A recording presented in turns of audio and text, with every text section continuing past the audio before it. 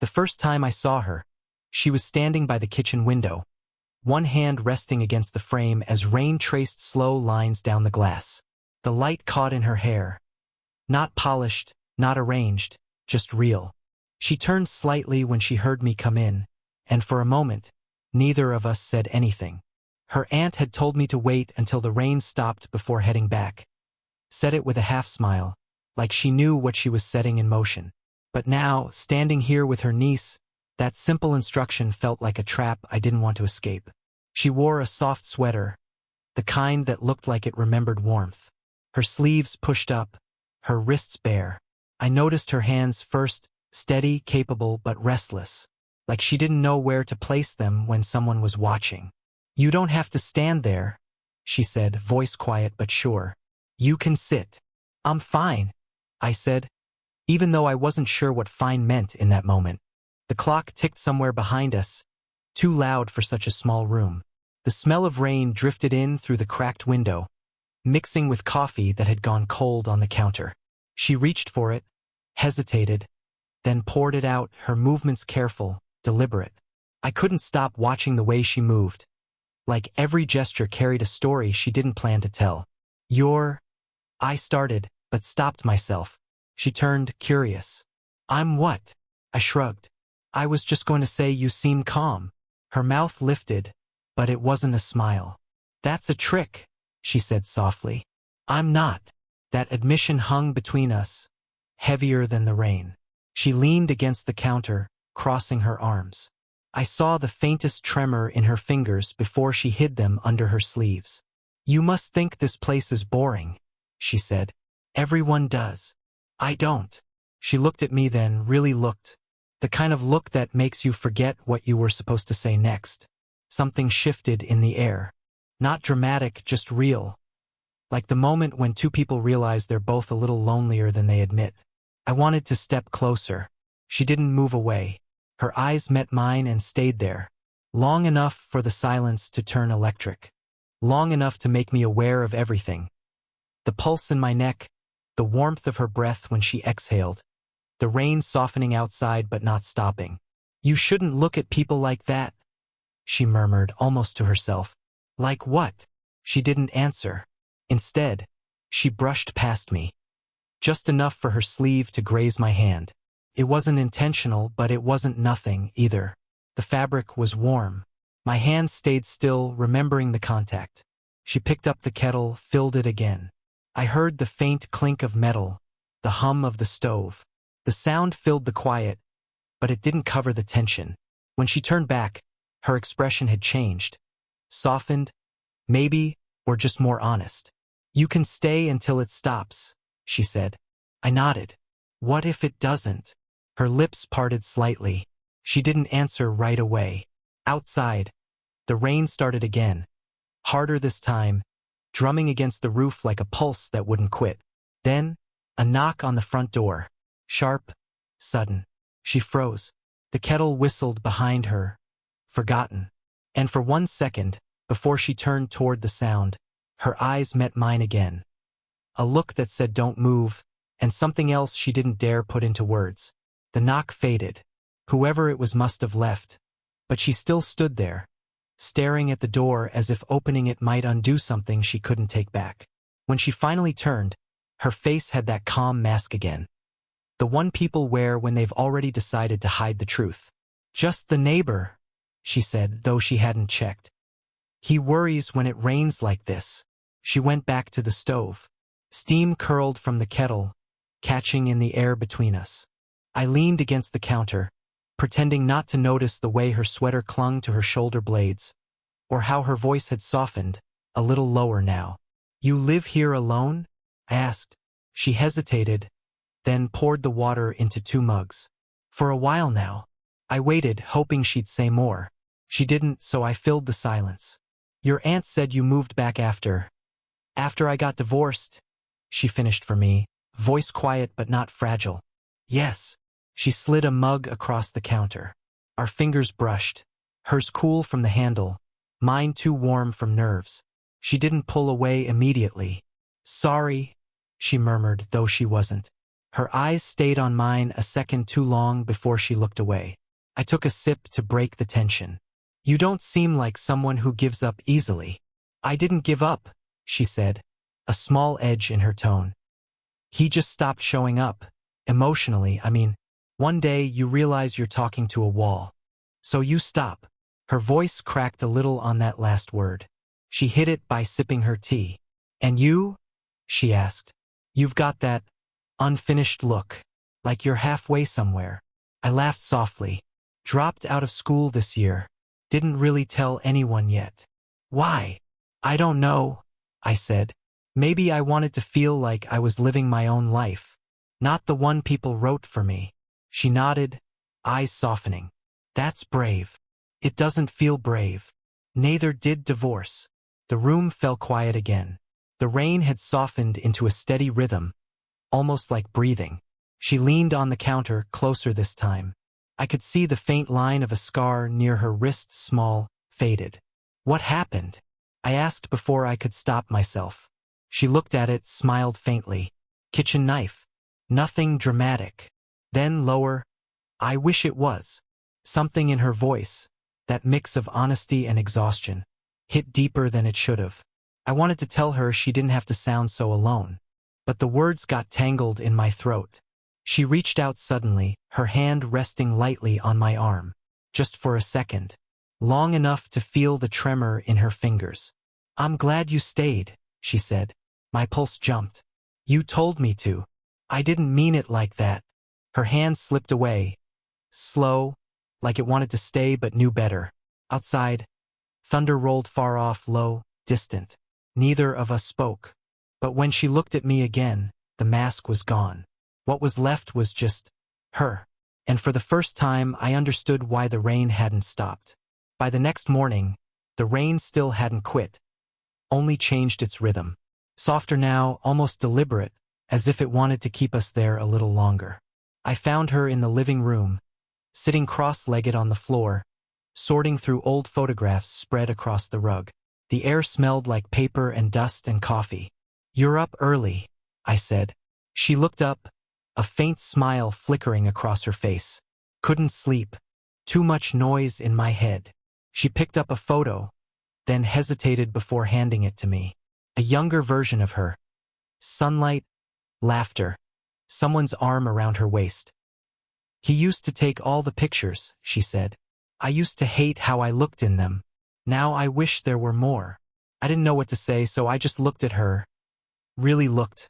The quiet strength in the way she held the photo, the small tremor in her fingers. You still look like that, I said. Her eyes met mine, startled. Don't say things like that. Why not? Because you're too young to mean them. She said it with a kind of tired certainty that only made me want to prove her wrong. Before I could answer, her phone buzzed on the table. A name flashed. Mara. The neighbor who worried when it rained. She silenced it quickly, almost too quickly. Does she come by often? I asked. Sometimes. The air thickened with what she didn't say. If she sees you here, she'll ask questions. The phone buzzed again. She turned it face down, then exhaled. People like to think they know what's proper, she said. They don't handle gray areas very well. Is that what this is? I asked quietly. A gray area? She looked at me, and for a heartbeat the silence said no. Then she stood, brushing imaginary lint from her jeans, trying to reset the air. We should eat something. When she moved past me, her leg brushed my knee. Just a graze, but enough to undo every bit of restraint I'd been building. Wait, I said, catching her wrist. She froze. For a moment, the world narrowed to the space between our hands. Her pulse beat against my thumb. Fast, uneven. She didn't pull away, but she didn't move closer either. This isn't a good idea, she whispered. I know. Her eyes softened, but her voice stayed steady. You should know. I don't trust myself when I'm lonely. Maybe I don't either. The words hung there, bare, honest. And then footsteps on the porch. A shadow through the rain-blurred glass. She tore her hand back, lips parting as if she'd been caught doing something unforgivable. Mara, she mouthed. We stood apart as the knock came, gentle, persistent. She smoothed her hair, forced a calm that didn't reach her eyes. When she opened the door, the neighbor smiled, dripping rain, asking about borrowed dishes and weather reports. I lingered in the hallway, invisible, listening to the easy small talk, the practiced tone of someone pretending nothing was wrong. But when the door finally shut again, she leaned against it, eyes closed, breath shaking. She turned slowly toward me, and this time neither of us moved away. The rain pressed harder against the windows. Her hand found mine again, not by mistake. She didn't speak. She didn't have to. The storm deepened that night. The world outside disappeared. All sounds swallowed by the rain against the roof, the soft hiss of wind through the chimney. She sat by the window again, a blanket over her knees, hair undone. The lamplight caught the curve of her neck, the shadows beneath her collarbone. I hovered in the doorway longer than I should have. "You're staring," she said, not looking up. "I know." Her voice softened. "You shouldn't. I've tried not to." That made her look at me. A slow turn, eyes tired but alive. "You don't know what you want." "I do," I said, stepping closer. "I just don't know what I'm allowed to want." That broke something in her composure. She closed her eyes, exhaled through her nose, almost a laugh, almost a sigh. "You sound like him," she whispered. "Your ex." She nodded, eyes still closed. "He used to talk like that, wanting what wasn't his." I hesitated. "And you?" Her eyes opened again, steady now. "I gave too much, until I couldn't recognize myself." The silence after that was heavier than thunder. She reached for her mug, then stopped, realizing her hands were trembling. I crossed the room and took it from her before she spilled it. Our fingers touched, and this time she didn't move. Her breath caught. The air between us was small, hot. I could smell the faint sweetness of her shampoo, the sharpness of coffee still on her lips. "You should go," she said, voice uneven. "I lit. Don't lie to me." "I'm not good at leaving," I said quietly. "Especially when it feels like someone's been waiting for me to stay." Her jaw tightened. "You don't know what you're doing. Then tell me." Her hand came up, maybe to push me away, maybe not. It stopped halfway, fingertips hovering just below my jaw. Her eyes searched mine, trying to find something safe to hold on to. "You're making this harder," she said. "I think it already is." Her fingers brushed my cheek. Featherlight, almost accidental. The kind of touch that asks a question instead of giving an answer. Her pulse was visible at her throat, fast and uncertain. I could feel the warmth of her breath when she spoke next. "This can't mean what it feels like it means." "Then why does it?" She blinked slowly, like she was trying to erase what she just heard. "You're too young," she murmured, but her hand didn't move. "Maybe you're just scared." That landed harder than I meant it to. Her face changed. Not anger, not offense, just something rawer. She stood abruptly, but I caught her wrist before she could walk past. "Don't," she whispered. "Then stop me." She didn't. For a second, everything held. Her body inches from mine, her breath brushing my skin, the faint tremor of restraint between us. The rain hammered the glass like applause or warning. I couldn't tell which. Her eyes dropped to my mouth, then lifted again. One heartbeat, two. Then, a flash of headlights cut across the wall outside. Tires on gravel. Her aunt's car. She drew in a sharp breath. "She's back early." We froze. Still close, still charged. The space between us too full to breathe in. Her voice came out barely a whisper. "Don't say anything." But it was too late, the front door latch was already turning.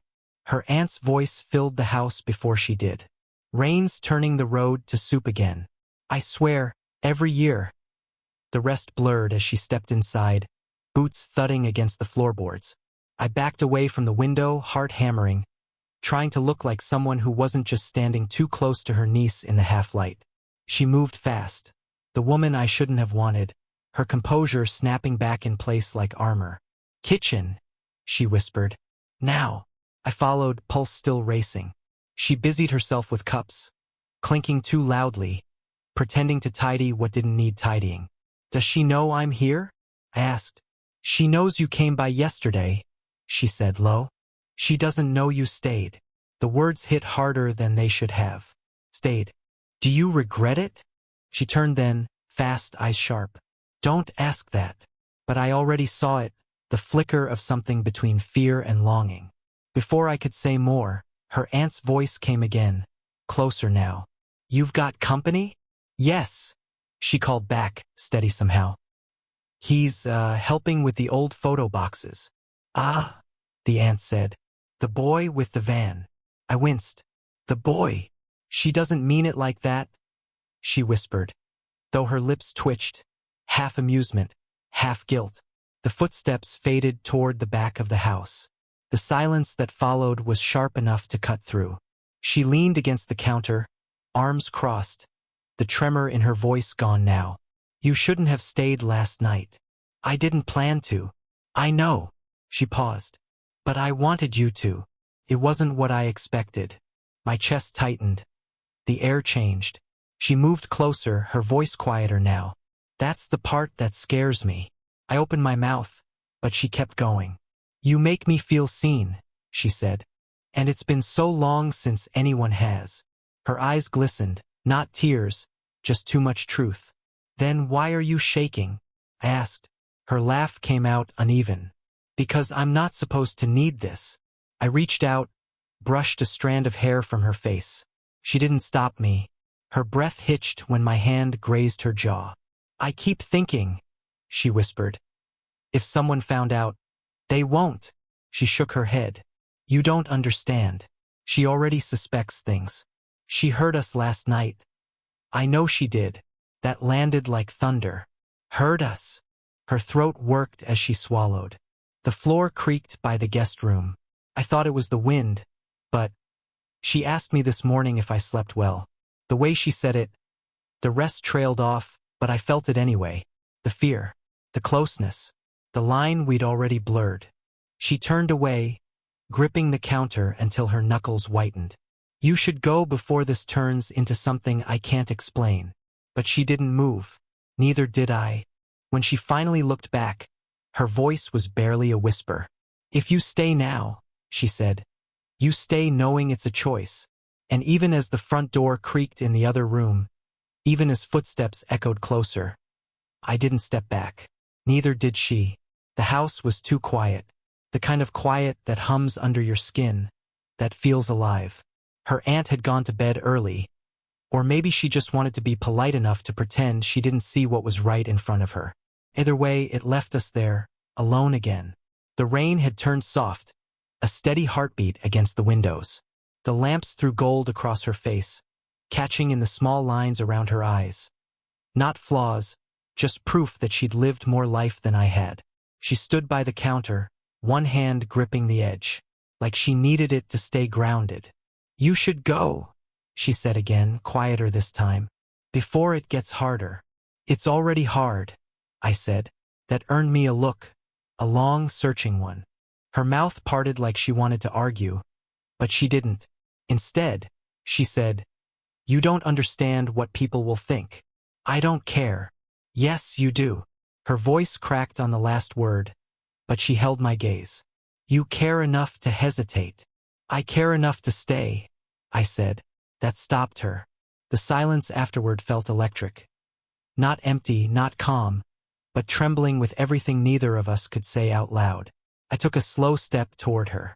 She didn't move. Another step until I could feel the warmth radiating off her, that invisible gravity between two people trying and failing not to collide. Her breath hitched. Her fingers tightened on the counter. You think this is romantic, she said, her voice trembling just enough to give her away. But it's not. It's messy and foolish, and... Her voice caught as my hand brushed hers. I know, I said, but so is being alive. That made her laugh, soft, shaky, a sound that almost broke me. Her eyes lifted to mine again, and the world seemed to tilt. Say something, she whispered. I don't know what to say that wouldn't ruin it. Then don't say anything. We stood there, inches apart. Her hair brushed my cheek when she looked down. I could feel her heartbeat through the space between us. Fast, uneven, mirroring mine. For a long moment I thought she would close the distance. I thought I would too. But then she stepped back. Not far, just enough to breathe. Her eyes were steady now, clear. "If we do this," she said softly, "it stops being a story we can pretend didn't happen." I swallowed. Maybe it's not supposed to be pretend. Her expression shifted. Something like sadness. Something like relief. She reached out, fingertips tracing the edge of my sleeve. "Don't make promises you'll regret," she said. "I won't." She nodded once, small, final. And then she leaned in, so close her breath touched my skin. Her voice a whisper that felt like both an ending and a beginning. "Then remember this," she said. "Even if it never happens again." Her forehead rested against mine for just a second, nothing more. But it was everything. When she stepped away, the room felt larger, colder. The rain had finally stopped. And somehow that felt like the answer neither of us wanted but both of us understood. The morning came quiet and pale. The sky rinsed clean after the storm. The house smelled like wet earth and coffee. She was already awake, sitting on the porch steps, wrapped in a shawl. For a second, I just watched her through the doorway. The way the early light touched her face made her look younger. Not in years, but in weight. Like the night had lifted something off her. When she turned and saw me, she smiled, tired but real. "You're still here," she said. "I didn't want to leave without saying goodbye." She nodded, eyes drifting toward the field beyond the fence. "It's strange, isn't it? How different everything looks after the rain." He sat beside her. The wood was damp, the air cool. Our shoulders brushed, and neither of us moved away. "I didn't sleep much," she admitted. "Me neither. Thinking, trying not to." That earned a quiet laugh, the kind that comes from someone who's done too much thinking themselves. After a long pause, she said, "I kept wondering if I made a mistake, letting you stay, letting last night happen, even if it didn't really happen." I looked at her, at the faint line between her brows. "Do you think it was a mistake?" She took a slow breath. "No," she said finally. "But it scared me how much I didn't want it to end." Her honesty landed soft and heavy at once. I didn't try to fill the silence. Instead, I reached over and took her hand. Tentative, careful. She didn't pull away. Her fingers intertwined with mine, and she exhaled, almost like relief. "I kept thinking," I said, "that maybe what people call wrong is sometimes just misunderstood." "Maybe," she murmured. "Or maybe it's just timing. I spent years trying to be the right version of myself for someone else. You reminded me what it feels like to just be me." The wind shifted, carrying the smell of wet pine and something sweet from the kitchen window. She leaned her head against my shoulder. Light, uncertain at first, then steady. "You'll go," she said after a while. "You have to. I know. But I'll remember this," she added. "Not the fear. Just this." I turned slightly, brushing a loose strand of hair from her face. My hand lingered a moment longer than it should have. Her eyes lifted to mine, calm now, unguarded. She didn't need words. Neither did I. I pressed a soft kiss to her forehead, gentle, deliberate. The kind of touch that doesn't ask for more. When she smiled, it reached her eyes this time. "Maybe the rain did stop for a reason," she said quietly. "Maybe it waited for us." The porch creaked beneath us, the world clean and open again. We sat there until the sun broke through the last of the gray. Her hand still warm in mine. No promises, no pretense. Just two people who had finally stopped pretending not to care. And somehow that was enough. Did you enjoy the story? What kind of stories would you like to hear next?